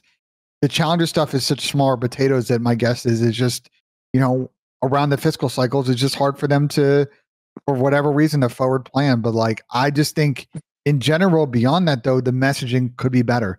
The messaging could have been since the summer of like, hey, like, we're still going to be announcing Challengers. Like, we're still committed to running these programs. Dates will be TBD. If you came out to tomorrow, hey, we're bringing back all the stuff we had last year in Challengers. Just give us a couple of weeks to get you dates. People would be annoyed, but they'd be understanding, right? Well, that's what Tommy's saying. That's the problem. Is all we've gotten is just a fucking image that was sent on the COD Esports Twitter after the GB announcement of like Challengers information coming soon. Yeah, that's okay. What about Challengers? Exactly. That's what Tommy's saying. It's just people get scared. People get scared, or like when they're in the dark, like when they just hear nothing, like, you get a little nervous. And especially like, I know the league has done some good things, and like obviously they've had some mess ups too. But like in Call of Duty in general, especially Challengers players, that radio silence of like not really knowing what's going on can be a little scary, because the Challengers players have had some bullshit thrown their ways throughout the last couple of years. So it's like, I'm sure they're not very optimistic, you know what I mean, like about some stuff. So they want to make sure like they're still doing this for a reason. They want to make sure they have like, what they're planning for this year and stuff. And like, that's kind of what Tommy's getting at, which I agree. It's like, I'm sure the Microsoft merger had a lot to do with like, it might've just thrown things like for a loop, in the sense of just like all of a sudden they merge and like now GB's gone. Now we have to figure it out. Like maybe that did kind of come last second, but like, it's just the communication of it, of just like what is going on is just nice to know, especially in being in their shoes. Like you want to know, like if you're, what you're doing, like what you're doing. Yeah, I mean, especially to people who put so much time into trying to help them. You know what I mean? Like, bro, everything that you're doing here with Scrap Time and what we do in the flank and scumping them with their watch parties and the breakdown, right? Like, bro, we're doing this shit for the community. Like that we want to see this thing pop off. Like we want to see COD go to the moon. Like we're here to support the COD League, not bring it down. Like sometimes I feel like when we're talking negatively, it's not because we hate the COD League, it's because we love it. We want to see it be at its best. Mm-hmm. So it's like, I don't know, man. Sometimes I just feel like they have to just communicate with us more and just be smarter with their decisions. But we can only hope at this point. I'm going to be, you and I think, we've talked, we have a couple of people we talked to internal at CDL. I'm going to be a little more aggressive this year of like, we have got this show, we've got flank, we got streams, like, y'all please come on regularly and like you can talk straight to the community, answer the questions. So we'll see if we can do that. But I want to move on. Mm-hmm. We have community questions. I got a hard out in 20 minutes. We're gonna bang through these. All right, let's do it. I gotta hop on a. Yeah, I gotta dip in 5 minutes. So I do too. So okay, perfect. You gotta dip in 5 minutes? No, I gotta dip in like 20. Oh, okay, but I do that. Yeah, that's all good. It's all good. So we got some really good community questions this year. This one probably our best set. I have a bunch. I'm gonna actually bounce around on these real quick. Tom, you said you only have 5 minutes, so let's start start out with this one from Dallas Boz. He asks, will the league be top heavy this year? We talked about this a lot over the summer, and I want to start with you, Tom. You know, we talked about how everybody made a change this year. First time we've had that happen in the CDL. Every team has made at least one change. I think based on seeing how the meta is right now, some of the scrims you've watched and the way the teams are set up, do you think that our thought over the summer that there might be like 4 teams that are consistent all year and then everybody else is kind of whatever? Do you think that's going to hold? And there's going to be some surprises and some parity? I think there'll be some surprises here or there, but for the most part, yeah, I think it's going to be pretty top heavy, like between like probably like the top 4, top 5 teams. Like I definitely think there's going to be like a skill gap. You already see it now with some of the scrims. Like you could just see some people dominating compared to other teams. There's some teams that I feel like have been looking like kind of like New York, for instance. I feel like kind of has been looking like a little iffy. But again, like scrims, like you take it with a grain of salt, like scrims in practice, right? New. So it's like, yeah, you're learning different things and you're trying things out. So, you know, I don't take scrims too seriously. Like, we'll see what happens at the first major. But in my opinion, yeah, I think the teams that we predicted to be at the top are going to be at the top. And I think the teams at the bottom or like mid pack will have some surprises. Like they'll have some games here or there where they pop off. I just think it's always a consistency thing with them, right? Like throughout the year, like, are they going to be able to consistently get W's, especially against the top teams? Definitely think looking at the rosters, it is a bit top heavy. So that's my opinion. I don't know what you guys think. But that's probably what I would I mean, I feel like every year is a little top heavy for the most part. Like in the sense of just like usually, I mean, there's some pretty bad teams and then there's some pretty good teams. Yeah, like and then like obviously I think your teams in the middle of the pack usually can like they have the ability to surprise, but like, you know, it's how can you surprise consistently and like be a top contender every, you know, like every single time you get up on stage. But I feel like a lot of the years it's just like top heavy, but I feel like this is kind of how it goes. But again, I truly think like every year that we continue on, like we still get a pretty competitive, like the league gets like slightly more competitive every year. So like I think like it'll just be another year of like really competitive Call of Duty, depending on how this game goes and some spawns and stuff here and there. Of course, maybe the skill gap opens or lowers if it goes bad, like, you know, like, but at the end of the day, like, I mean, there's going to be better teams than others.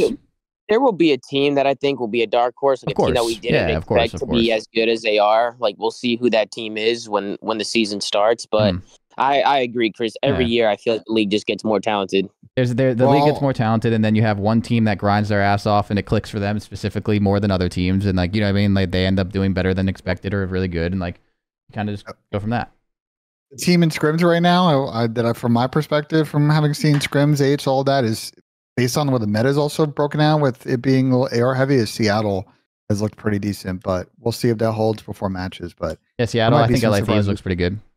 Yeah, I've heard good things about both of those teams. I mean, personally speaking, I'm excited to, like I said this last year, like after after everything, I'm excited to see how Ghosty plays on a team that he doesn't have to sit and hill for as much. Like, yeah, he's been frying too. He's been going crazy. He's probably the one person I want to watch the most right now, like in that sense. All right, well, let's move on. This one's an easy one. This is more of a, I always like to include like one one-on-one question, especially if people are new. We had this question from Jake Ferry. Will maps be swapped out this year if new ones are added to the game that are comp appropriate? I think you guys would all agree if a map comes in, it's competitive, it's good for whatever mode. Every year we've generally added a map or two to the pool. It's meant usually removing 1 or 2, but that is something that does happen if a map is added mid-season or, you know, in between splits and it's solid. Yeah, there's a conversation for sure. Always. That'll always be a thing. We've had that. Has there ever been a year where we haven't added a map mid-season? I'm trying to remember. I feel like every year we've always added at least one. Did we add one? What about Vanguard? I like Ghost. Vanguard. What do we add in Vanguard?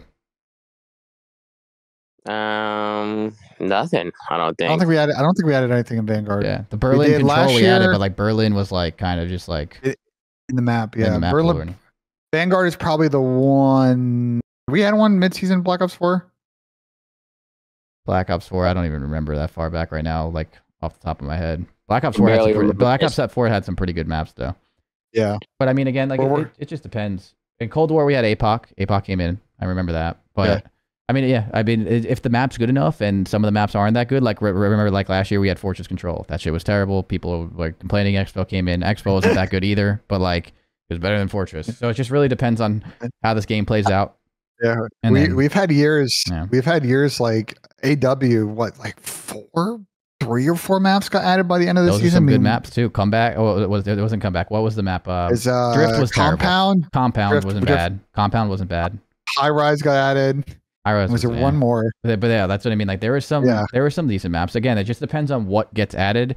To be completely transparent, most of the maps that get added in Call of Duty are pretty fucking bad. But like, hopefully, some of the they make some better ones throughout the year. We had Raid though. Well, you can't forget about Modern Warfare 2 coming out with competitive based maps after the season was over last year. That was also fucking incredible. So we have Meat's incoming, guys. Meat's incoming, so Meat might be good. GP also mentioned an AW map we didn't mention. Chris, you're gonna cringe at this one. We forgot about Parliament. See, Parliament, I didn't hate Parliament as much as other people did, but like, yeah, like I don't know, like the AW's maps were not like, I think AW's worst map was better than most maps that we've had in the last 3 years. Fire, bro. That was kind of sick. That map had mixed feelings of it. I mean, yeah, but like I'm saying, like, but even if that's like your bad map, at least like I think those maps are better than what we've been playing on the last 3 years. Maybe, what was the map? Shoot House or something? What was the map with all the containers on AW? Remember the Compound. Compound. Oh, Compound got added, yeah. I like that map too. Come back up link again, bro. That map was so fun. Tom, you like that? You guys were good at that map. Next one from Killjoy. This one we've talked about a bunch, but again 101-ish, but I also think it's worthwhile based on the conversation going on and Dashy's tweet yesterday.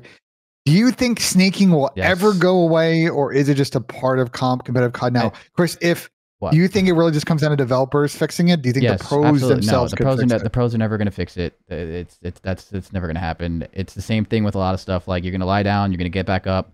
And like, obviously there's a difference. Listen, there's a clear difference between doing it relentlessly on a head glitch and then like doing it once. But like, someone's going to get pissed off, you get snaked or something. And that's not on the pros to fix. We talked about this for the last 3 years, but I do think that developers have a good chance to just add fatigue. Like, I don't think you're ever going to be able to fix it in Call of Duty generally, in the sense like Call of Duty's big thing is like they want you to feel fluid, the movement's smooth, it's a first person shooter, and like, you know, it's like you can move around the map and lie down and do all this stuff, crazy stuff, and like not feel clunky.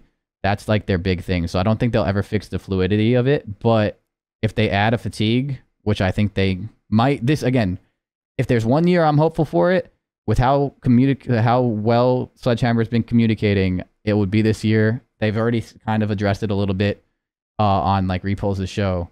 But if you add a fatigue to snaking, you just can't do it forever. Like, maybe you can like pop up once or twice, and then after that your character gets stuck in an animation, and like it's obviously like kind of hurtful to do snaking like consistently. Like, there is a way. I do think eventually there is a developer that will figure that out. And there's also been Call of Duties where snaking has not been nearly as bad. Yeah. So like, I don't think that's on the pros. I think that's on the developers. And I think if there's 1 year out of the last couple years we've had that will kind of fix it, will be this year. I'm hoping. There's again, a lot I don't of know. Even I've talked about adding like a cooldown to the crouch, but even if you don't want to do that, right? If you want to keep the fluidity, well, how about just make it that you can't shoot right away if you lay down and stand up? There's like a second like delay, right? Now, I agree with you, Tom. If you're talking a niche competitive Call of Duty, I don't think anyone that's watching in the chat would care. I don't think anyone playing would care if you're playing competitive Call of Duty. With that being such a small percentage of overall, you have to remember Warzone now too. Everyone that plays COD, if you were to lay down and get back up and there is a delay, 99% of the people would be throwing a fucking fit about how shitty the movement feels and how like Call of Duty sucks and all. Like, it would be an uproar in the casual community. People would not be happy that they feel clunky for the most part. Like, I feel like you have to remember, like, they're trying to make a movement system that appeals to everyone, where like low key snaking and fluid stuff and all that stuff in Warzone, it's like, it kind of makes Warzone fun for a lot of those guys that play that shit, which again, it's corny, but it is what it is, where it's like in the pro world, it's not. So it's like, I think like the crouch cooldowns also, like, I think it just has to be a cooldown of like, the animation of snaking is when you lie down and you get out of that lie down to get back up. Like, you pop up as fast as possible. If you do that more than twice, it is clear as fucking day that you're doing it, right? Like, on purpose. Yeah. So, like, I feel like there can easily be a cooldown on that animation. You know what I mean? Like, that's what you want to do. I was talking about next Defiant. I see somebody talking about it in the chat. But if somebody's, like, snaking and next Defiant, you get a lot of weapon sway. Like it's a lot harder to shoot your gun. It's basically a debuff, essentially. Exactly, that's what I mean. There's solutions, ways. Bro. There's solutions. Yeah. I definitely think, like, I hear what you're saying about the casuals, but at the same time, I feel like the casuals don't even know what's going on, bro. Like, they don't even know what snaking is. Like, they just. But I think to Chris's point, Tom, is that like they have to contemplate. They got to contemplate all scenarios where they make a big movement change. And at least I'll give Sludge credit. Like they went on Repulse's stream and said we're like actively investigating. Yeah, that's what I mean. And if they're doing that, there is a way to make it better and not ruin it for Warzone and everything else. I hate even having to say that, but it's true. And like, there's a way to do that. And I think if they will try and figure it out, they're actively investigating it. If there is 1 year that we might get lucky enough to get it, I think Triarch will knock it out of the park for the most part because they're pretty good. But like, will be this year. So I think there is a will. I got a dip, guys, but I appreciate you putting me on, man. Absolutely. Thanks for coming on, more than welcome anytime you want, Tom. Oh yeah, man. I appreciate you guys, man. Great show. I love what you guys are doing here, man. I love what you're doing over there, too, Tom. Let's go. Thank you, man. I'll catch you guys later, man. All right. Later, Tom. Peace. And by the way, I want to roast someone in my stream, and I just want to put this stupid fucking every time I see this on social media and Reddit. Oh shit, Ben's pissed. You're gonna back me up, Chris. Your team especially, because everybody throws players' names on your team in the mix. If snaking was removed from the game, your team would be fully supportive of that. Correct? Yeah, of course. Why wouldn't we? It did. My thing is, don't single. I just need in this comp community when it comes to snaking that people like single out. I've always said snaking should be gone, and I've been coaching Cellium for the last 5 years. So like, I don't. It just comes down to it's a mechanic. People are going to do whatever it takes to win. Everybody on every team abuses it. It's gotten to the point where there's no gentleman like process to just not do it. It's a thing in the game. People are playing for millions. The developer has to fix it. They fix it. We'll make the game more consistent. Bada bing, bada boom. Yeah, no. I mean, I said it. I think there's obviously ways you can technically avoid it if you really wanted to. But at the end of the day, like, I remember in AW that belly flop shit. I say this all the time. I mean, I agreed with players not to do the belly flopping in AW. I think it was in the final or some shit. I don't remember like exactly anymore. And the first death of my fucking life was someone belly flopping. And then I was like, bro, what the fuck was that? And they're like, oh, I just do it out of habit. And I'm like, okay, like, you know what I mean? Like, bro, it's just like when you're playing for $300,000 each in champs finals and you're behind a head glitch, like a lot of people are going to choose a snake end of the day. And like, then you get snaked and then you're the one whining about snaking, but the other person makes it. It's just like, it's something that shouldn't be decided between the players. It should be decided between developers, and developers can fix it. Yeah. So again, if they were to take out snaking, that is fine. Like, I don't care. Like, I think they should. I think it's better for the whole of Call of Duty in the general. So yeah. And by the way, like for teams that I think have high skill, from my thought process, you would be one of those teams like a Toronto, for example. You take sneaking out. Anything that reduces randomness and increases skill gap will ideally make teams like yours better. So that's just my. Well, I mean, there's. I mean, I'm gonna be completely honest. I think snaking. You don't gotta comment though if you don't want to, but go ahead. No, I don't care. I mean, I think snaking sometimes is actually fucking annoying to watch in the sense, like, not to watch like as a viewer, but like, bro, there's some people that get through lanes because like as you lie down and pop back up, someone like crosses on your screen, and bro, like sometimes people be snaking like when they just don't need to be. To be honest with you, and like that shit's also kind of annoying too. Including like I've seen like my own players. You know, like I've seen it happen to like my own players. I'll tell you a situation I saw where that happened was MC clutched a 1v3 during the Flank Invitational. He was in Burger. It was a 1v3 and he was in Burger and someone was trying to sneak him. He shot that guy. That guy kept sneaking after he shot him and regened. And because he popped down, MC slid across to book and they didn't see him. So they assumed he was still like hanging a Burger. So no one was watching mid lane. MC went mid lane. I know what 1v3 you're talking about. Yeah, when he was that impossible clutch. Yes, I actually know exactly. But that is because they were snaking about. There were multiple people on their team that were snaking and they didn't see MC cross. So I agree with you on that. Taking out prone is not an effective change. I'm sorry to cut you, Ben. How is it not an effective change, bro? Snaking literally relies on proning. What? Hello? I mean, prone is friend. But to be fair, like you can't just take out proning in Call of Duty. But again, it's just you can add the fatigue to it, bro. Right now, players go top American, and like top American or whatever you call it, top Palace on Invasion, and they snake that top over and over and over and over and over and over and over and over and over and over again, right? Like that won't be a thing anymore if you can only do it like once or twice, and then you get like stuck in an animation. What Pat said, there's a debuff of the fact that you have like weapon sway, like. There's ways to get around it, and again, if they're actively investigating it, I think they could. I think again, to be honest with you, not a big fan of Infinity Ward here, as you guys all know. Infinity Ward just didn't give a fuck. Like, like they just don't fucking care. They don't care about the competitive community. They don't care about that stuff, so they didn't fix it. Like, again, there have been games that snaking have not been as relentless, and there's always going to be something that like you can abuse, but like there are ways to make it better. There was one Infinity War game where they did fix snaking, which was Infinite Warfare, but that was after like there was after half the season. In the middle of the season. Well, and like, everyone remember what happened there. Splice won an event because they didn't agree to the GA, and then everyone like roasted them, and it was a goddamn shit show. Like, again, like if the developer can just come out with a Call of Duty that doesn't have snaking beforehand, it would be lovely.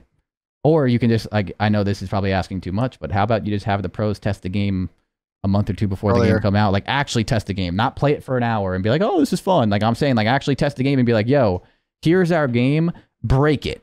Break our game right now, because I know you guys can, and please show us what's broken, and then let's fix it. You know, like why can't that be added to the system of actually making a Call of Duty? You would think, Chris. You would think, but let's move on. Yeah. This is an interesting question I have.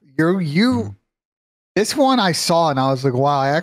Nobody I think has really talked about this on stream, and I don't think we'll get in trouble for talking about this, but there's a little bit of a weird gray area. We had Zach, aka Switchy Beams, come and say. It is a very specific question, by the way. So I want to make sure you guys listen to what the question is before you say when I'm addressing it.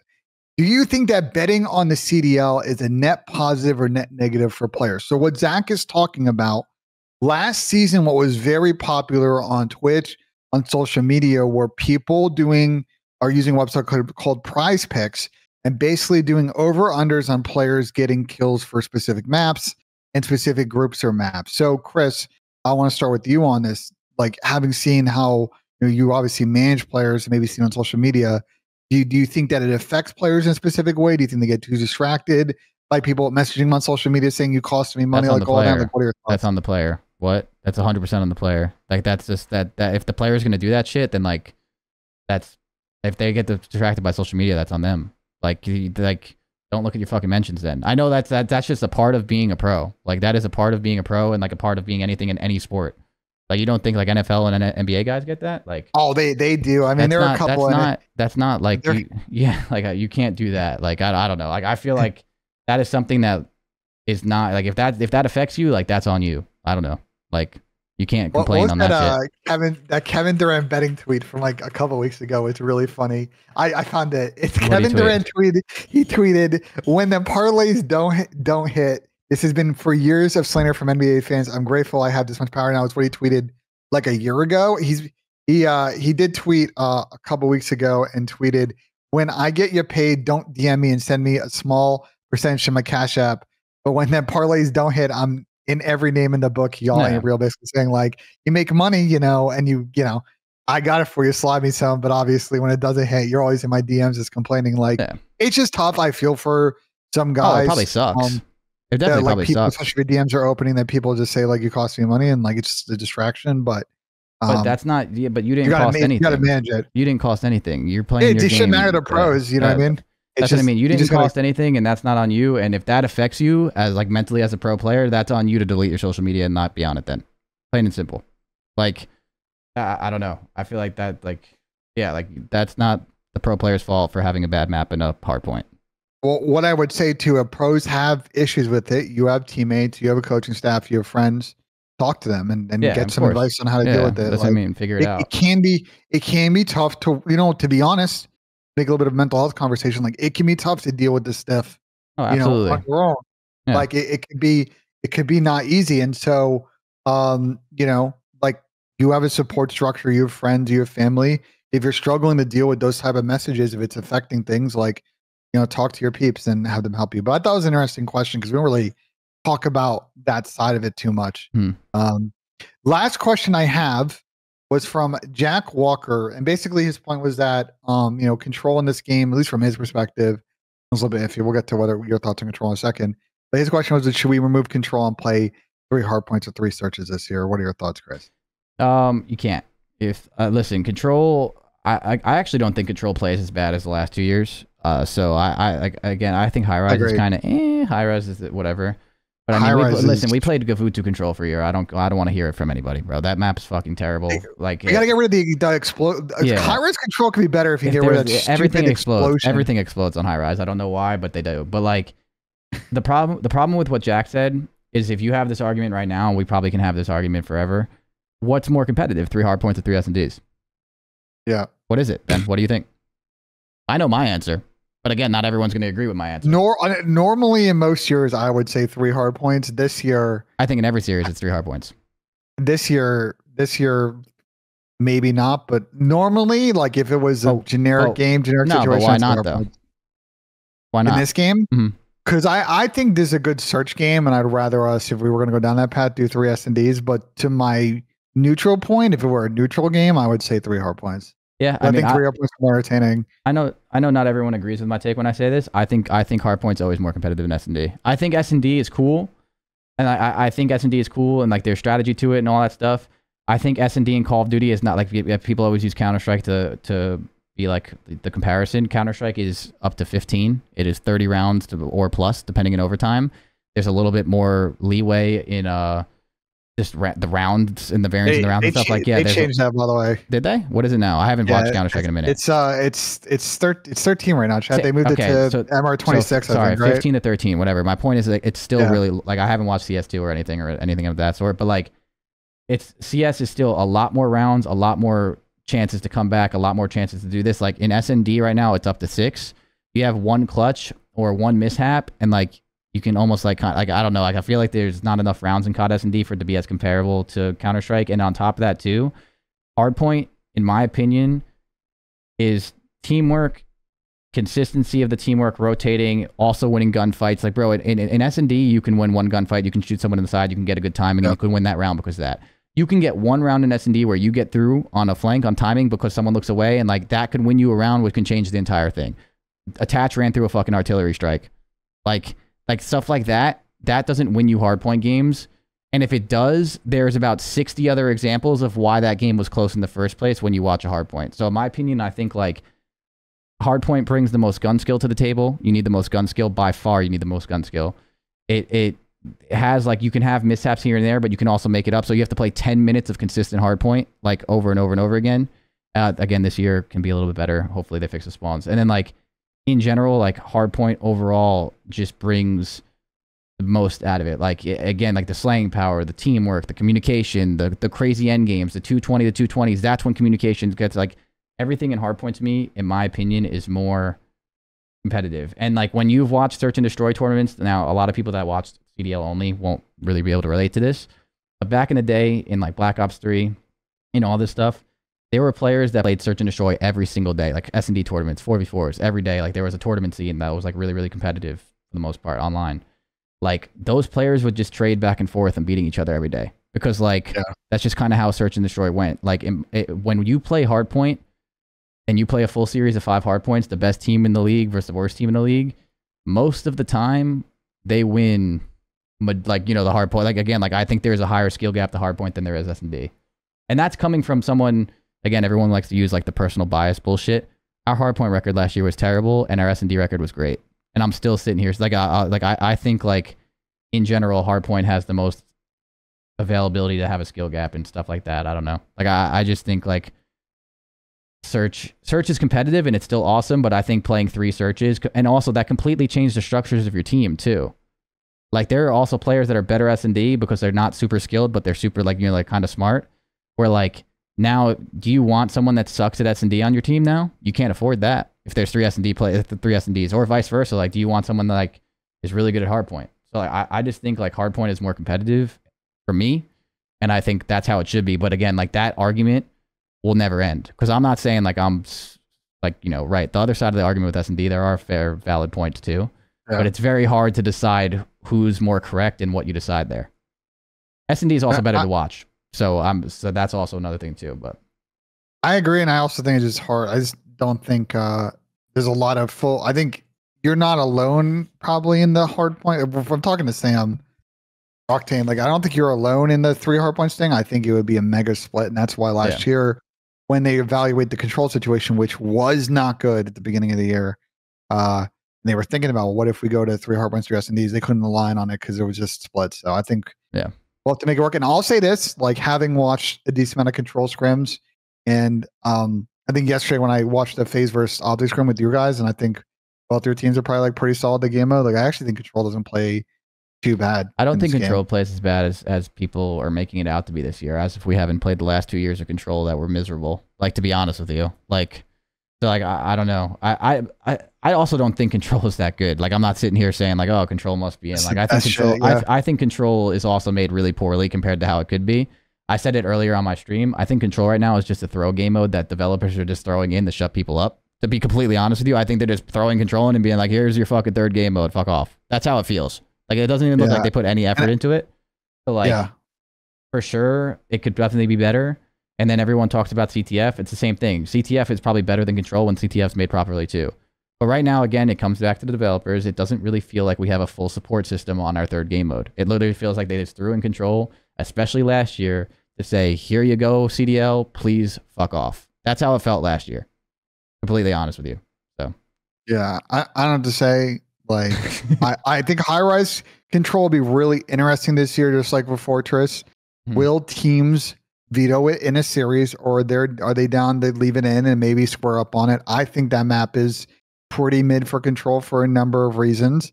I think the other ones definitely play a little bit better, but we will see next week how control plays out. I actually think it's better than last year, from my personal opinion. But yeah, I think high rise will make it in too, Ben, though, because I think like they'll eventually there's going to be teams that are really good at invasion or Karachi, and people are going to be like, well, we're probably not going to beat them in control, but high rise we might have our best chance. That's probably what's going to end up happening. That kind of happens with like every third one. You start playing like a weird one just to like throw in a. But both teams have to be down to play it though, because of how the vetoes go. Like it's not for like, sure, you know what I mean? Yeah, for sure. But like, but I'm saying like some people will try and sneak that in there here and there just because of that. And then there's also going to be a team. I want to say Toronto last year was really good at hotel, if I remember.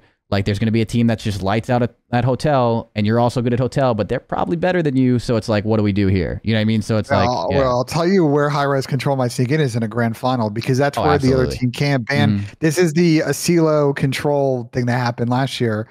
Was a number of teams that got in a grand final came in from losers and were not good at Asilo control, and they got picked on the map 6, and that was the GG map because they were just like, well, fuck, now we're screwed. Like so. You gotta be good. You gotta be good at every map because you never know. I agree with that. Well, I agree with that fully. You know my philosophy on that. And then like last thing I'll say before we end this, because I gotta go. Someone said control is just so boring to watch. It's like, you know, not kidding. It's my bathroom and food break. I agree. I actually don't. Again, I like watching control because I'm a dweeb. I love just competitive COD, obviously. But see, the same comment that I just read was the same comment I was reading in 2017 or 2018 in World War II when you're watching Ardennes Forest and people camp in their base the entire time because every time you died, you spawned on the point to play more defense. Like, yeah. And then that's the same comment I was reading during Domination in Modern Warfare 2019 when the game was mathematically impossible after 2 minutes. And it was like, well, this sucks. So it's like again, I think CTF made correctly is the best option, but it hasn't been made correctly with the spawn system. We've talked about that on the show before. Or I think control, not given a fuck off, here you go away thing, can also be good. But like, again, for the most part, it's like kind of tough because they don't. But again, it just comes down to that. I thought Black Ops 4 control was awesome to watch. I thought even Cold War control wasn't that bad. But Black Ops 4 is made for control. Well, that's what I'm saying. But that was made for it. That's what I'm saying. Like, but even last year, there wasn't even a consistent way to block spawns sometimes last year. The way the spawns were, like there can be little fixes to make it a little bit more consistent. But yeah, Uplink was the best game mode ever made for our third. But that's not coming back. We don't have jetpacks. So again, they have to figure it out. But we can end it on that. Well, maybe we get jetpacks. Rumors are we're getting maybe a jetpack game soon. So we'll see. Well, Chris and I both got to go. So appreciate everybody tuning in. I know we didn't take questions from the chat, but maybe we'll do it next week. We're going to try and be more consistent with these episodes. So make sure you guys tune in every week. Chris, I need to lock in the day of the week that we do these once matches get going, maybe Monday or Tuesday. We'll chat. As always, you guys can always watch this on Crowder's YouTube channel, Crowder YT. Well, it's gonna be on the second. It's gonna be on the Crowder CDL channel now. We're doing the Crowder CDL channel. Okay. We're getting real sweaty with the CDL content. Yep. Crowder CDL channel. Make sure you tune in. Obviously, follow us on Twitter, the Scrap Time Pod. You can follow me and Crowder as well on all socials if you see below on the screen. And as always, appreciate you guys tuning in, and we'll see you guys on the next one. Peace.